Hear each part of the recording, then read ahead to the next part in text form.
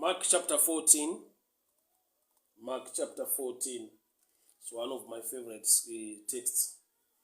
Scripture indoida zvakanyanya. Mark chapter 14 from verse 4. Some of those who were present were saying to one another, "Why this waste of perfume? It could have been sold for more than a year's wage, and the money be given to the poor." And they rebuked her harshly. "Leave her alone," Jesus said. "Why are you bothering her? She has done a beautiful thing to me. The poor you always have with you, and you can help them anytime you want. But you will not always have me." She did what she could. She poured perfume on my body beforehand to prepare for my burial. May the Lord bless the reading of His word. Father, we thank you this morning. Speak to us. Instruct us, correct us, and empower us for the glory of your name. In Jesus' mighty name I pray. Amen and amen. Patient Jongwe, good morning to you. God bless you. Mkoma Benji, how are you doing? I hope I find you well. May the good Lord bless you. Thank you so much for tuning in. Mangwanana nchada kutara pamusoro penguva kana kuti time. Shoko ra Mwari rinoti chimwe nechimwe chine nguva yacho.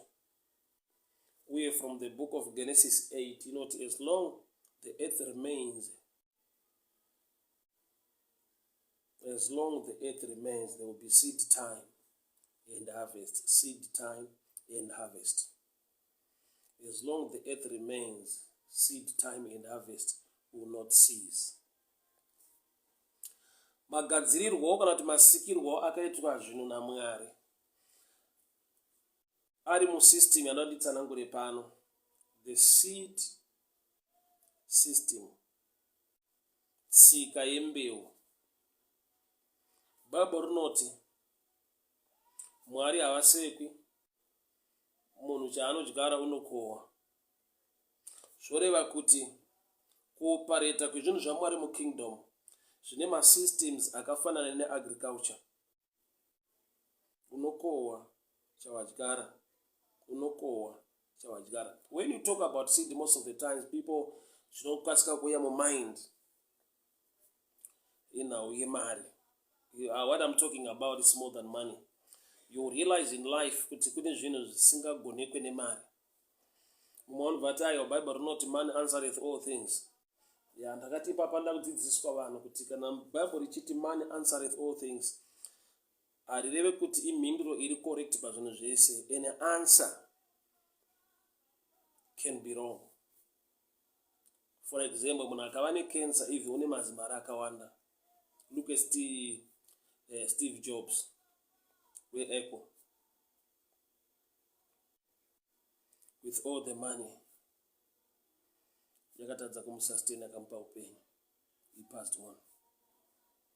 So kana shoko richiti man answereth all things, rinongoreva kuti imhinduro kuzvinhu zvese.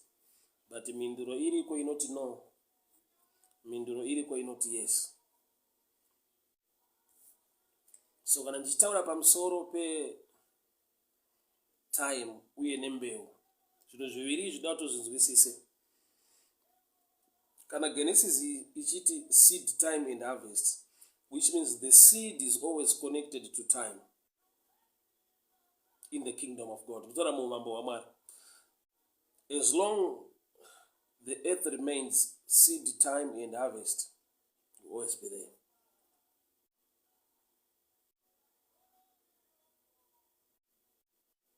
So, mu kingdom ya Mwari, ma systems arimo anopareta mu dimension yanda kuti unzwisise, the seed dimension yokupa goal, right? But ichi chinonzi seed, mbeu, chiri connected to time kana kuti ku timing. Munhu ukava nembeu kwayo yakanaka, ukaiisa muvhu, but usiri mwaka wokudyarwa kwechirimwa ichocho, haugoni kuva fruitful to an extent inotarisirwa. Why? Because mwaka pachawo unocreate ma-conditions are suitable for the seed yawaisa muground. So the seed is connected to time. So value, goal, yield, kukua kwako kwakakura kune chekuita nekuziva one nguva nyange uine mbeu. So the devil, what he does kazhinji haakufaite kushayiwa seed, anokufaita kushayiwa the revelation of time or timing. The book of 2 Chronicles inoti iyo, the sons of Issachar were commanders of Israel because they had the understanding of times.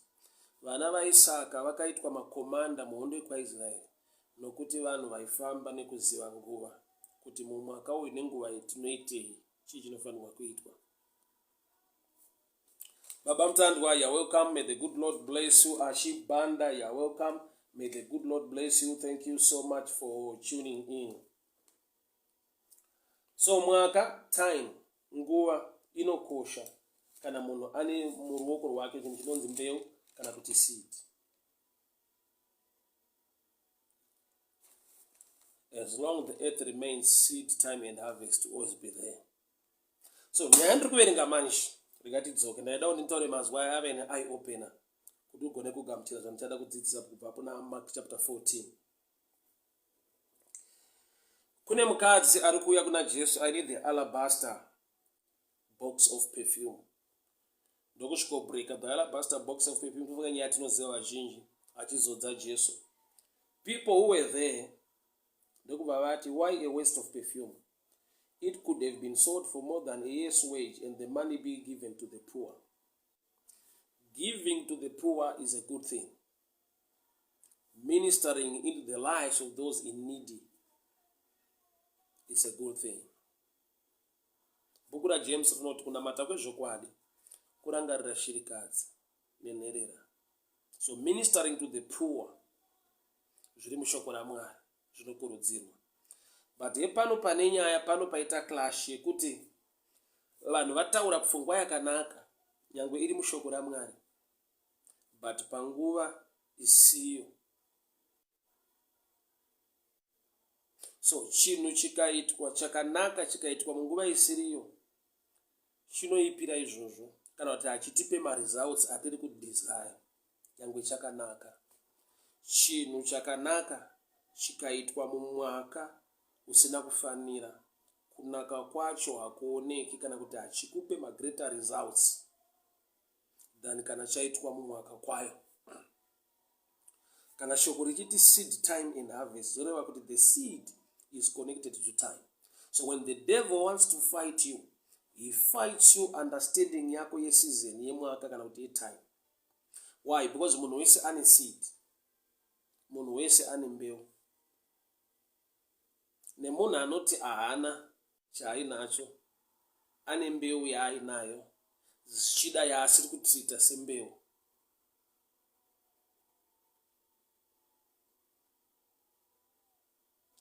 Saka kana asiri kuziva kuti ane mbeu, zvaapachena kuti ataki yemwaka netime kwaari yaapo muupenyu hwake, nekuda kwekuti kana azviramba kuti ndine mbeu haagoni kuzounderstanda time nokuti already aatakwa pakuunderstanda mbeu. But the truth of the matter is hakuna munhu asina seed for whatever chaanoda kuti chiuye muupenyu hwake. I grew up kuZayoja. Vabereki vangu vanopinda kuZayoja. Vabereki vangu vaindi-encourage kuti mwana wangu, kana vanhu vapledja vadii vashandira Mwari pachechi chida nemari dzavo, iwe uri mwana wechikoro hauna mari. But what I encourage you to do, usarega pachechi pachiita uswa kana kuti sora murain season munomu, zvekuti chechi inonohaya a caretaker or somebody to pay kuti aite care pachechi. Iwe ipa simba rako pabasa raMwari kuti muimba yaMwari. Shoko rinoti Mwari uyu anonamatwa atinofanira kumunamata nemoyo wese nesimba rese, your heart and your strength. So ndakadzidziswa kuti even my strength my labor can be a seed in the house of God or in the kingdom of God. So hakuna munhu asina mbeu, hakuna munhu asina chaanogona kuitira Mwari. Even munhu asina mari ane chaanogona kuitira Mwari, nokuti anonamatwa nemwoyo wese uye nesimba rako rese. The labor, simba riri pauri, unogona kuriisa muzvinhu zvaMwari rikava mbeu yechinhu chaunogona kukohwa ukatoshamisika.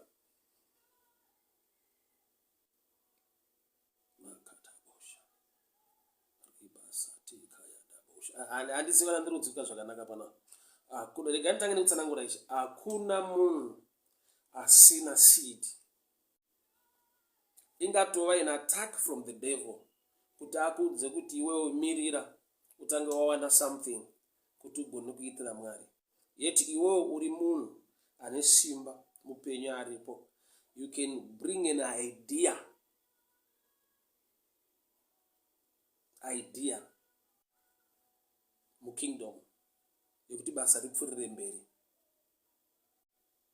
You can chip in with power or labor in the house of God to make things work. So hakuna munhu asina the seed, but inawo yekuti munhu anogona kusaziva kuti seed yandinayo ndei, ndoitei kuti ndiwane a way out kubva musicho. Nokuti inzwa, every seed rine goal. Every challenge yauya paupenyu hwako. I'll give you an example. Munyika yanga ine famine for 3 years. Elisha aenda pa Mount Carmel wachinamata. Akatuma muranda to look towards the sea. Chavari kumirira is the abundance of rain. But ari kutuma munhu kunotarisa kumvura yakanaya kare iripo iri musi. Sea water is salt. Kureva kuti even mukuomerwa mukuvava kweupenyu, something must rise to unlock what is supposed to fall on the ground.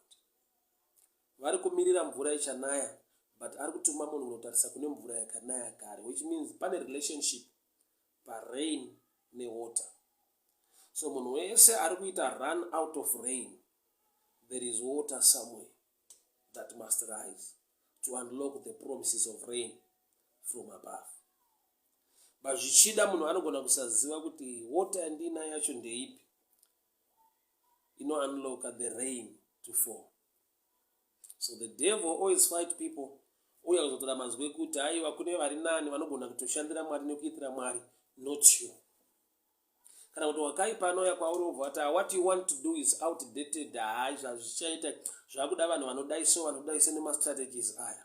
I'll give you an example. When I started ministering, yanga isiri nyaya yemaresources, yaingova nyaya yevoice. Uine nzara,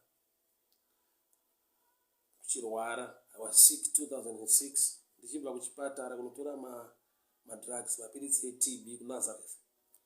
Ndopinda mukombi ndosvika pakuwadzana parengi. Then I preach, I win souls, and I go home. Shandaiita mukingdom yaMwari. It was my energy and the voice. But the devil anogona kuispa kwauri kuti hey, you got that heart to win souls and do things, but you need a PA system, you need connections, you need the right platform. Yet you can start at any level. Ukasashumira to thousands of people, you can minister to an individual. Ukasagona kuva nemaresources nezvingakubatsira to minister to a lot of people, your voice, your time, your energy, ukazvibatanidza, you can win a soul a day. You can speak to somebody concerning the love of God. Wakaipa unogona kuuya kwauri okuratidza vamwe vanhu vari kuita basa rakakura mukingdom. Kuti look at Renard Bonk, look at Paul Sangweme, look at this. Tarisa stage yavo neplatform yavari kuita vachigwina masouls. How can you stand alone somewhere in preaching about Jesus? And the devil tell you kuti vanhu havakugamuchira, hazvina basa, hazvina masystems akarongeka nekudii nekudii. That's a lie from the pit of hell. You can start from somewhere. You have the seed in you. Your voice is a seed to win souls into the kingdom of God. Your power, your energy is a seed to work on. Your knowledge, wisdom, information can be a seed to make the work of God grow.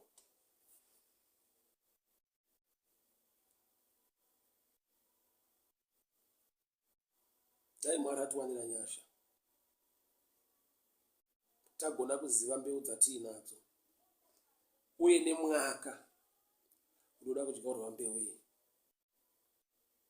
So mukadzi akauya with an alabaster box of perfume. Ndokubva abreaka achizodza Jesu, and people were not happy. Vanhu ndokubva vataura pfungwa yakanaka panguva isina kunaka. Jesu ndokubva ataura zvine chekuita netime. But you will always have the poor. But you will not always have me. The poor you always have with you. You can help them at any time you want. So kune zvinogona kuitika at any time. Nezvimwe zvinongoitika at a certain time. So panapa pane clash ye time. Varume apa vati inotengeswa perfume ikapiwa kuvanhu vanotambura. They are right. That's a good mind. The word of God encourages us to give to the poor, to help the needy. But pano Jesu ari kuti kana paita clash ye time, you need a deeper revelation concerning time whenever you carry a seed. Why? Because pane pamwe pekuti chinhu chamunoda kuita chinogona kunge muchichiita at any time yamasarudza. Muchitadza kuita chinhu chamunofanirwa kuita at a certain time. Kurati kugona kudila neopportunity yaita rise in a certain season. Isiri kuzoita rise at any time, but in that time or in that season. So pfungwa yakanaka munguva isina kufanira inoshatira izvozvo. Jesu haasi kuti aiwa regai kunopa vanoshaya. Ari kuti zvaitwa nemukadzi uyu zvine chekuita. That was a prophetic thing chaaita, giving Jesus perfume ine chekuita neburial. Jesus is about to die, so he needs the anointing over his body. Anointwa neperfume. And the church is not aware. Saka mavari munouya pfungwa kwete from the devil, yakanaka from the scriptures to help the poor, but they are missing the revelation of time. Saka Jesu ati ayo kana iri yekuitira varombo ava munawo nguva dzese, you can choose any time. But zvandiri kuitirwa nemukadzi uyu haisi nyaya yekuti mungagone kusarudza at any time. It's only for this moment. Why? Because this scripture challenge Mark 16 from verse 1. When the Sabbath was over, Mary Magdalene, Mary the mother of James, and Salome brought spices so that they might go and anoint Jesus' body.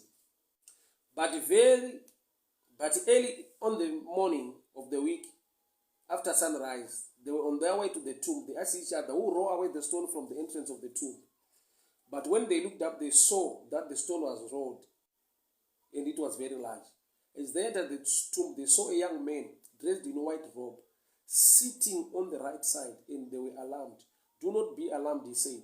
You are looking for Jesus from Nazareth, who was crucified. He has risen. He is not here. So madzimai ari pana Mark chapter 16, they came also with the spices to anoint the body of Jesus, and he was not there. Zvavari kuda kuita zvakanaka, but they've missed the time to do it. So hapana zvavakanoshandisa maspices iwaya. Hatina hedu kunzwa kuti vakazodii nawo. Zviri pachena kuti kana maida kuzodza the body, which means mutumbi, vari kusvika munhu wacho amuka, zvoreva kuti haasisina need mafuta aya because ndechitunha ndeemutumbi kwete munhu mupenyu ari kufamba. So the church missed the time. Vauya kuzoita zvakanaka mumwaka usiwo. But mwaka uyu ndiani akaugona? This woman who was being criticized in the house. The church missed the opportunity, the season, or the time. But this woman, wakauya akazodza Jesu perfume. And people were not happy. Why? Because they were missing the understanding of time, or they were missing the opportunity. If we cannot do it now, nyangwe tikazofunga nekuronga kuda kumiitira, hazvichaitika. Why? Nekuti anenge amuka.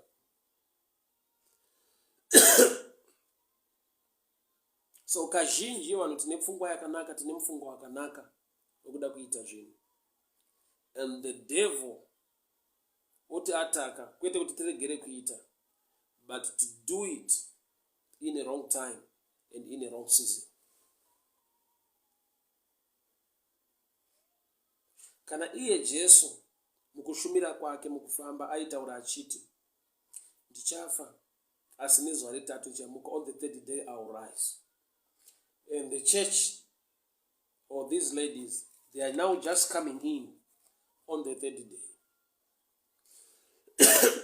Which means havana kutenda shoko rake. So ukasatenda shoko rake zvaanotaura,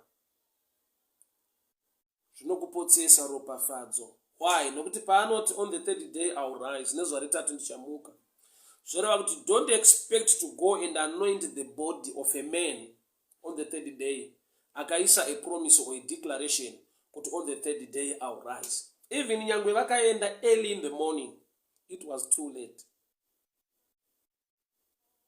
A day haritange kuseni. Kuseni a day ratotanga kare. I'm sure you all understand. Kuti AM inotangira papi na PM anotangira papi. So havana kubata zvaaitaura paaiti nezuva retatu ndichamuka. So ukasabata shoko rake, iye haugoni kumubata kana kumuwana, because you cannot separate the two. He is the word. Iye ndiye shoko. So paanoti nezuva retatu ndichamuka, moregera kuzvichengetedza, monoita meeting yekuunganidza zvinonhuhwira maspices on the third day, momukira kuguva, munondomushaya. Nokuti nyangwe mafunga kuita chakanaka, panokuti hamuna kubata shoko, saka iye haachabatika. Please don't miss the opportunity of blessing. Ukanzwa shoko raMwari, ukabata shoko raMwari, Mwari ngavakuwanire nyasha, so that you do the right thing at the right time.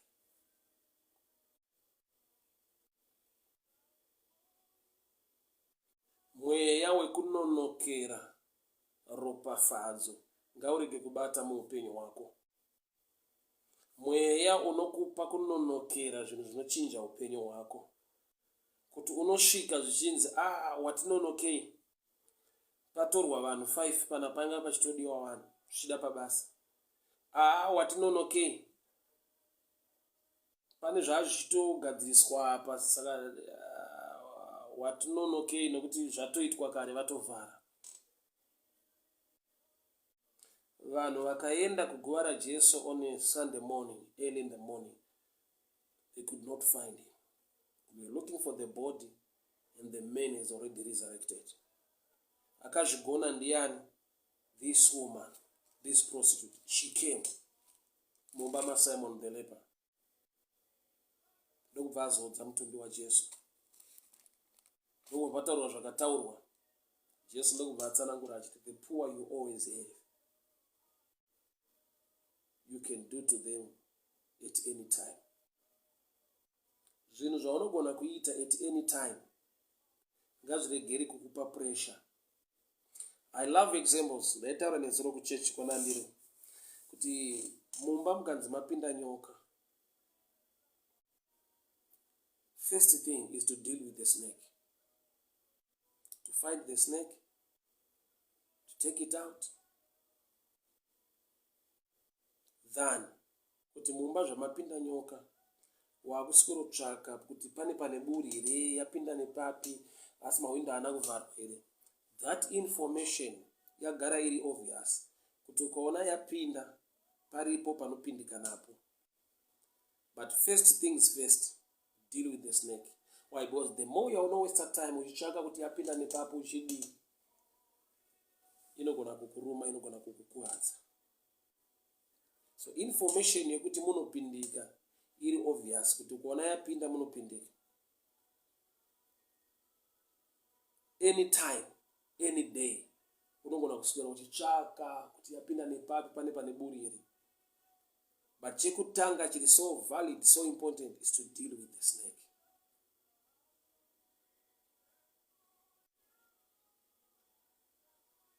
Chimwe nechimwe chine nguva yacho. There is time for everything. So, but if you miss time, or the right time, to do the right thing, I wanted the correct or the right result. Mwaka nenguva wezvinhu unokosha. Mukadzi auya akazodza Jesu perfume. Aita something chiri prophetic. Chisingawanikwe muremu ye-common sense.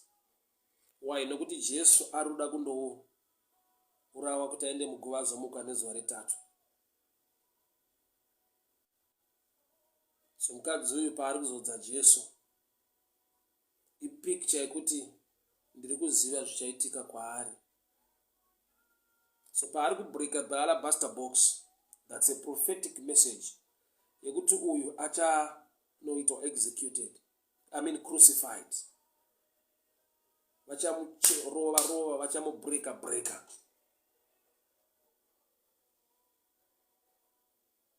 By breaking the alabaster box also, she is bringing out a message. I value this man more than anyone or anything else. Because there is a better way and a right way to open the perfume or the alabaster box. But she chose to break the box. Kurava kuti ari kunzwisa kuti Jesu ndo zvaachaitwa. Ari kunoita pass through death. So paari kuuraya bhodhoro, paari kuputsa kana kupwanya, ari kungotaura zviri kuitika kuna Jesu kuti soon you will pass through death. But paabreaka box ndokuvharira Jesu perfume. Ivhangeri rakazvimirira rekuti iye Jesu wacho wandiri kuzodza is going to be crucified. Mutumbi uri kunorohwa, uri kunoitwa mavanga, obayiwa. Asi something of value will come out. Kuti paabreaka the alabaster box, perfume ndo payabuda. Kurava kuti pavari kundoroverera Jesu vachimubaya parutivi, the church will be born. Nekuti takatengwa neropa. Patinobhabhatidzwa mumvura, tiri kutenda murufu rwaKristu. Baptism, it means to be immersed. Kunyikwa mumvura iri a picture of dying and rising with him. Saka Jesu paari kubayiwa parutivi, panobuda ropa nemvura. Nokuti tinobhabhatidzwa mumvura, tichitenda murufu nemuupenyu hwaKristu. Amene andinzwika zvakanaka ipapa. So by breaking the alabaster box, she is preaching a prophetic message. Yekuti havasi kuzomubata zvakanaka Jesu. Vachaita zvavanoda naye. but ndopachabuda rudo rwaMwari. Vamuroverera, vamubaya parutivi, vamupfekedza korona yeminzwa. Ndopatichawana ruponeso neupenyu kubva muna Jesu ari kutambudzwa nekurohwa. So abreka, perfume ikabuda. Kurati Jesu paari kunobrekwa achirohwa, something of value, something good will come out. But chagona kunzwiswa nemukadzi auya neperfume is something chiri prophetic. Haana kutumwa nemunhu, haana kukumbirwa kunzi ndiitirewo zvakati, but angouya neperfume yacho iri kudiwa to anoint the body before burial.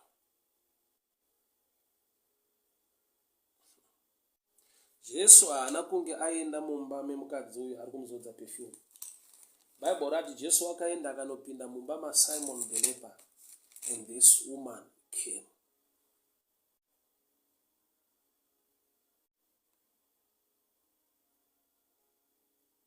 Mukadzi uyu ane meso emweya ekuona kuti murume asvikira panext door ane chekuita neupenyu hwangu. Dambudziko rina Simon nderekuwana a visitation, but woshayiwa a revelation upon the visitor auya muupenyu hwake. Mweya waSimon the leper ngauregere kubata upenyu hwako, wekuti opportunity kana chakanaka chinouya muupenyu hwako, oramba wotadza kuona, woshayiwa kubenefita, wotadza kuita partake of the grace izvakanaka zvauya. Then a neighbor, munhu from the next door, ndiye anouya owana the blessing in the house of Simon the leper. Imagine muenzi wako obikirwa tea nemunhu pa next door pako, iwe wakangogara naye wakamutarisa. Mukadzi wepa next door, mukadzi akangouya akapinda mumba maSimon, haana kupa perfume kuna Simon the owner of the house, kurati akagona kuva nerevelation yekuunderstanda value kuti ari munhu nyangwe asiri muridzi wemba is greater than the landlord. Ndokubva apa perfume yake, ndokubva azodza kuna Jesu. Dambudziko raSimon ndiri kutadza kuziva muenzi auya mumba make. Then a neighbor, somebody from the neighborhood, ndiye anouya kuzo appreciate munhu ari mumba maSimon.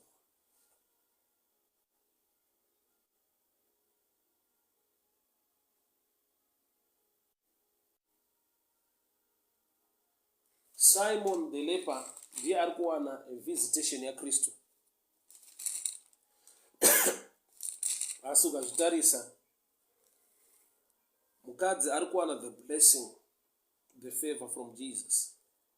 Munhu atobvawo somewhere akauya kuzoita partake the grace dzauya mumba maSimon.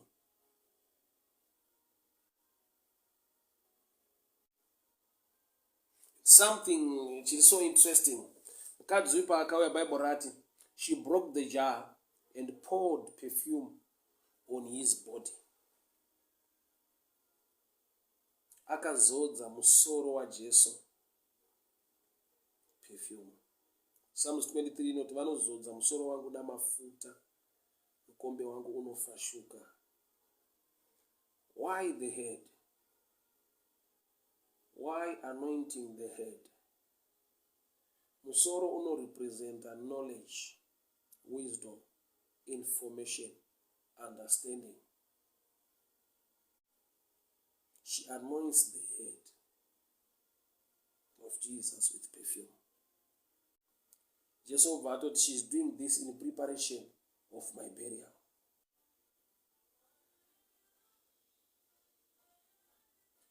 She did what she could. She poured perfume on my body.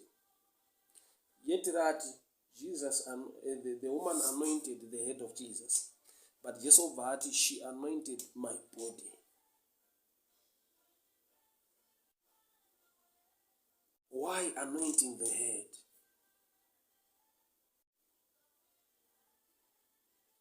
Sei wafunga kuzodza musoro waJesu namafuta.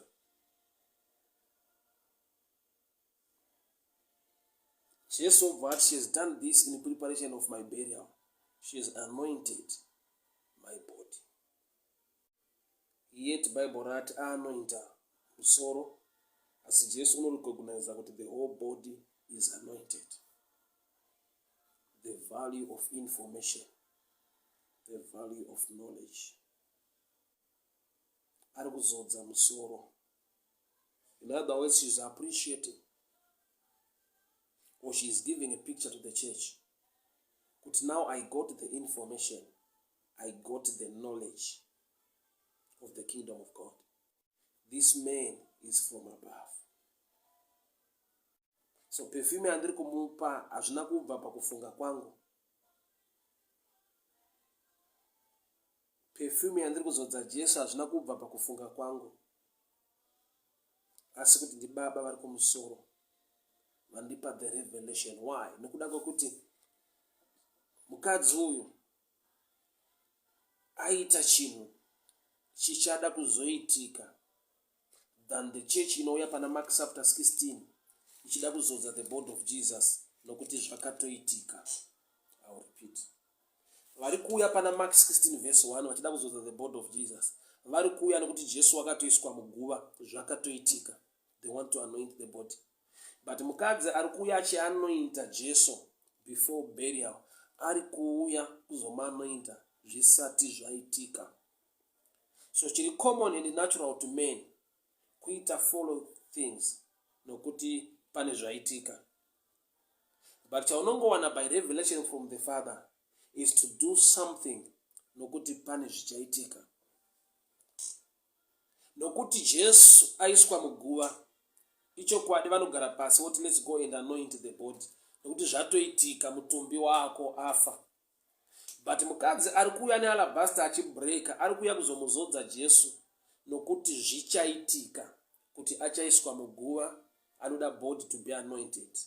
But vaenda pana Mark 16 vane maspices vari kuuya nokuti zvakaitika. So clash mindset panapa iri different.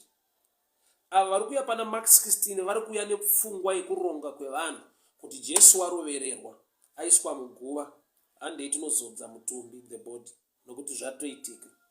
But mukadzi ari kuuya achibreka the alabaster box, paatobreka atopa a prophecy yekuti ichokwadi kuti Jesu uchaurawa, uchabrekwa, ucharohwa, uchaiswa pamuchinjikwa, you be crucified. So paabreka alabaster box ari kuti I got the prophetic not from the head but from the Father. Sa unouya achizodza musoro waJesu namafuta nokuti Jesu uchaenda kuburial. But the church inouya after burial and they missed him.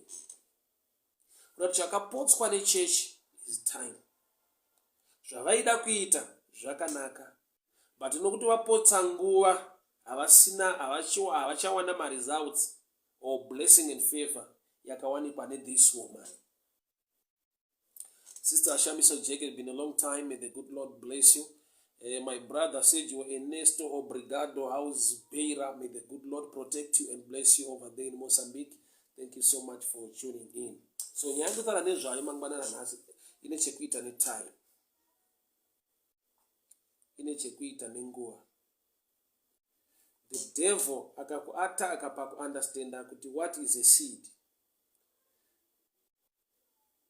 Anogona kukuataka pakuunderstanda this time or the season yekuita chinhu. Harvest is certain. God is so faithful. Mwari haasekwe. God cannot be mocked. Munhu chaadyara unokohwa. Bear this in mind. God is so faithful. He is not man that he should lie, or son of man that he can change. He is so faithful. So guarantee ye yield, guarantee ye harvest is there. Why? Because kana waita kuna Mwari, Mwari hakuna chinomudzivisa kuita nokuti wakatendeka.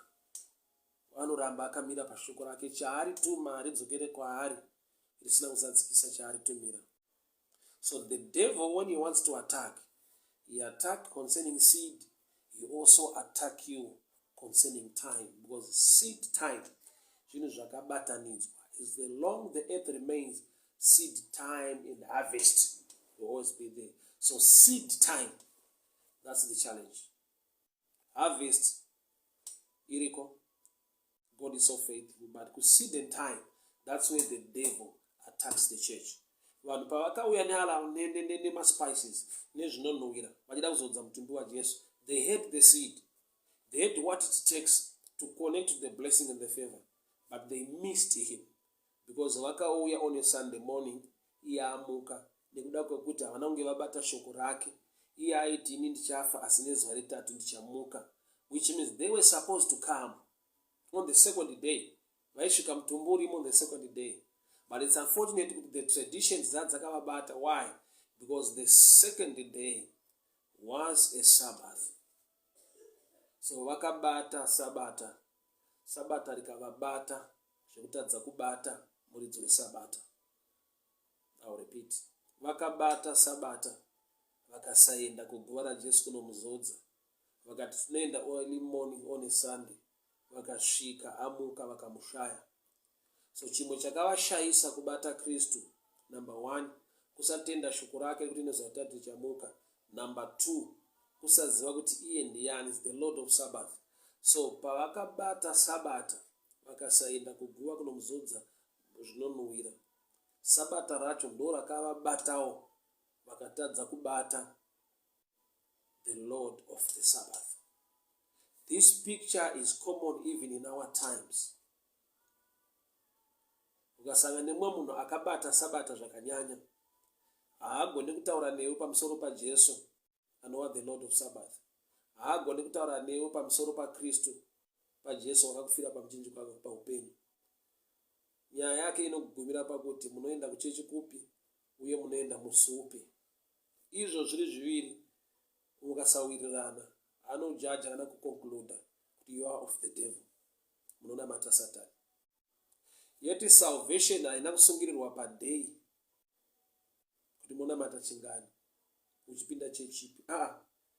Ani nani wakamugamuchira akavapa simba rekuti vanzi vana vaMwari, ivo vanotenda muzita rake. Salvation ine chekuita nekutenda muna Kristu Jesu kuti ndiye Ishe uye muponesi weupenyu hwedu. But munhu akabata sabata, sabata rinogona kumubata njere nepfungwa dzake, otadza kubata muridzi wesabata. Why? Nokuti salvation kushumirwa kwemwanakomana waMwari wakaenda pamuchinjikwa kuti aponese vanhu vanotenda. Besides talking about days, it's about the person. Saka iye achiti come to me and I'll give you rest. Well, the original rest is not from the day, but from the person, in the name of Jesus. Come to me and I'll give you rest. So rest is a person, not a day. Yes, in the times of the Jews, vachifamba naMwari, Jesu usati auya, it was a day. But the day moved, ikapinda into a person. Okay, kuna John 11. Jesu paanotaura chiti, I am resurrection and life. Inauye kuti Mary and Martha vanga vati aiwa, on the last day, the day of resurrection, our brother will rise again. Jesu novati the resurrection is not a day, it's a person. Sorry, the nigga from resurrection is not a day, but a person. The person is Jesus. Jesu ndiye kumuka. I am. John 11:25. Jesus said to her, I am the resurrection and life. Nekuda kwekuti John 11:24 Martha angati, I know you rise again in the resurrection at the last day. So resurrection to them was a day. But Jesu pauya into picture, resurrection become a person. So rest back then was a day of rest. Rest in the New Testament is a person in the name of Jesus. He is the one who gives you rest. haisiyo subject yandiri kubata hangu nhasi, but sabata rakavabata. Pavakaedza kuribata vakatadza kubata mwanakomana waMwari. So pavakamukira on a Sunday morning, they missed him. Vakataudzwa kunzi munotsvakirei mupenyu kune vakafa, haako kuno ari kuGalilee.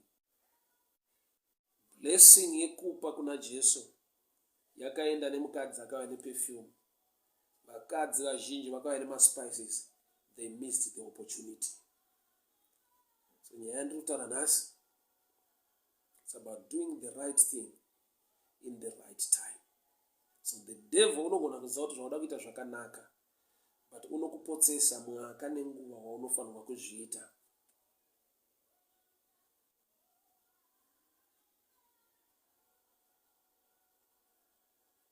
Vakataura kuna Jesu vakati, dai perfume yatengeswa piwa vanoshaya, which is a good thing. Kuna matake zvokwadi kurangara sheka dzinenera. But Jesu nokubva tayo, the poor you always have. You can do whatever you want to do at any given time to them. Asi opportunity yekuzodza my body before burial, it's for now. Rumbo Melilin, may the good Lord bless you. A good morning to you. Maito Mana, you're welcome. God bless you. So, I want you to get this picture. Kuti kune mukadzi akazodza Jesu perfume akawana the blessing. Kugoita vakadzi vakauya kuguwa vachida kuzodza mutumbi waJesu maspices and they missed him. The difference haisi pagiving, difference iri patime. Saka kana shoko richiti seed time and harvest. As long as the earth remains, there will be seed time and harvest. Seed and time are connected words. Seed time and harvest. For harvest, hakuna time. At any time, God can bless you. At any time, He can do it. But when it comes to seed, to plant the seed, you need the revelation of time.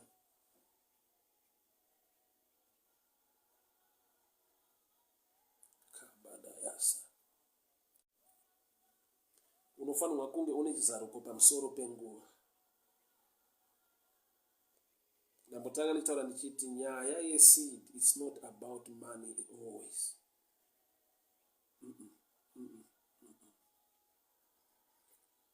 Nenguva yausina mari, Mwari ngaakupe chizaruko chekuziva kuti une mbeu ipi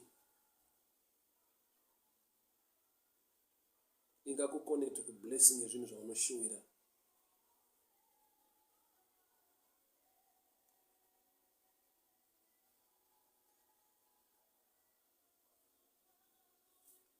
Knowledge, information yauinayo inoita kuti zvinhu zviendeke in the house of God. Basa raMwari rifambe zvakanaka.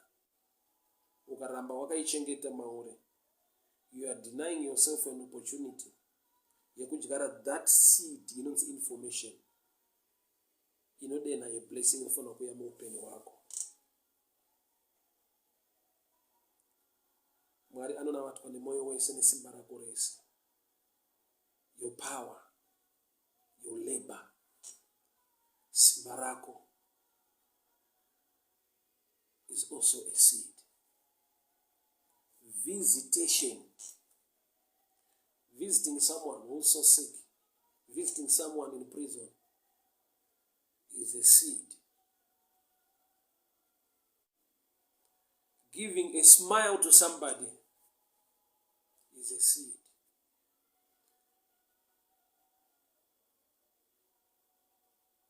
Pauri pese pane mbeu iripo. Mwari ngavakuwanire nyasha. Uregere kupotsa mwaka nenguva. Do you know kune ma situations ekuti vanhu vanovalue visitation. Kune nguva nema situations ekuti munhu anenge ari lonely, ari wounded. Nguva yaanovalue kwete mari bedzi. Somebody to talk to. A visitation, kushanyirwa. A phone call. A greeting, kwaziso. smile, a welcome.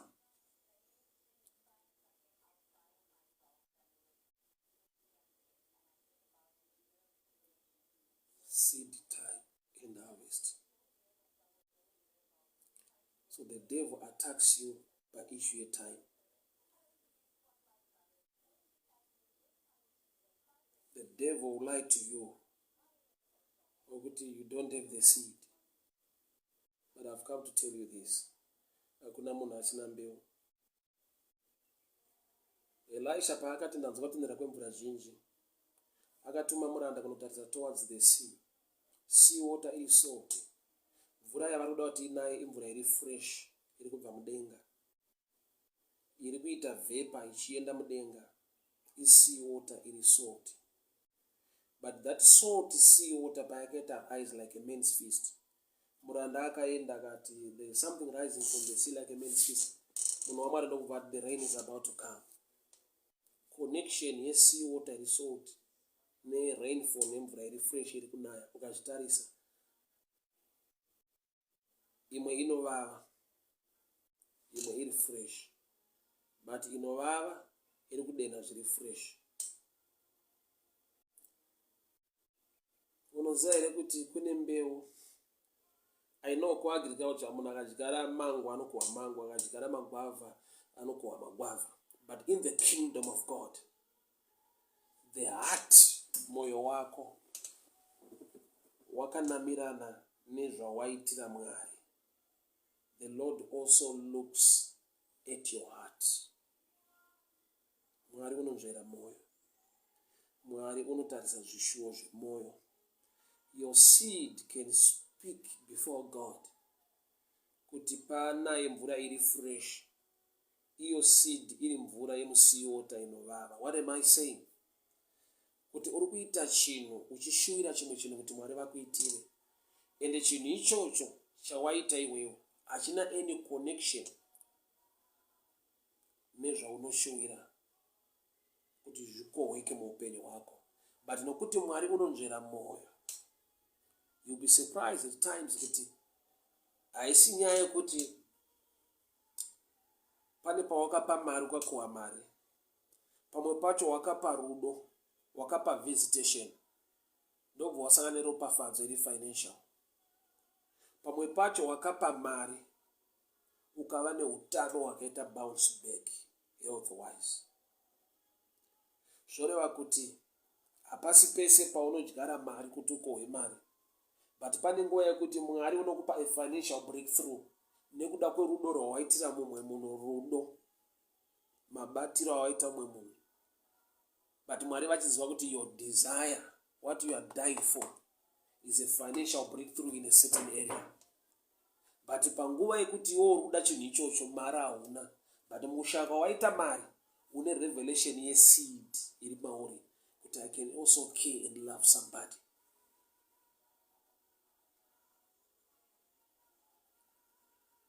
Zvinoita kupa munhu bhutsi dzekufambisa dzekupfeka, Mwari wokuropafadza nemotokari kwete bhutsi. Very possible. Mind yedu ikaregera kubata paagriculture ibate pana Mwari unonzvera moyo. Nokuti kuagriculture ndokunoti munhu chaanodyara ndo chaanokohwa. Adyara mango anokohwa mango. But mu kingdom mindset, Mwari wedu unonzvera moyo. Unoziva zvaunoshuvira nekutsvaka. Saka paanotarisa mukushingairira kwako,